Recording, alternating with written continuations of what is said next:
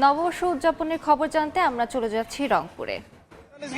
প্রথম থেকে কিন্তু আজকে সকালবেলা বিভিন্ন সাংস্কৃতিক অনুষ্ঠান, নৃত্য অনুষ্ঠান এবং সবকিছু মিলেই নববর্ষের যে পুরনো ঐতিহ্য রংপুর উত্তরের জেলা রংপুরে, সেখানে কিন্তু একেবারেই জেলা প্রশাসনের উদ্যোগে বিভিন্ন কর্মসূচি কয়েকদিন হাতে নিতে দেখেছি। এবং আমরা প্রথমে একটি বিষয় বলে রাখি যে জেলা শিল্পকলা যে নগরীর টাউন হল রয়েছে, সেখানে নৃত্য পরিবেশন, শাস্ত্রীয় সঙ্গীত, সকল কর্মকাণ্ড শেষে এবং বিভিন্ন সাংস্কৃতিক অনুষ্ঠান শেষ করে রংপুর জেলা স্কুলে আমরা দেখেছি যে নৃত্য পরিবেশন আমরা দেখেছি।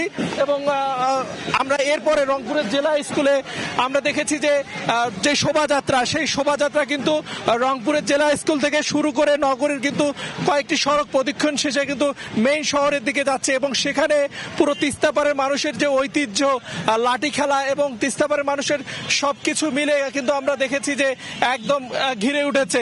তো এই ছিল রংপুর থেকে আমি যতটুকু জানাতে পেরেছি, রংপুরের শোভাযাত্রা, রংপুর থেকে সর্বশেষ তথ্য।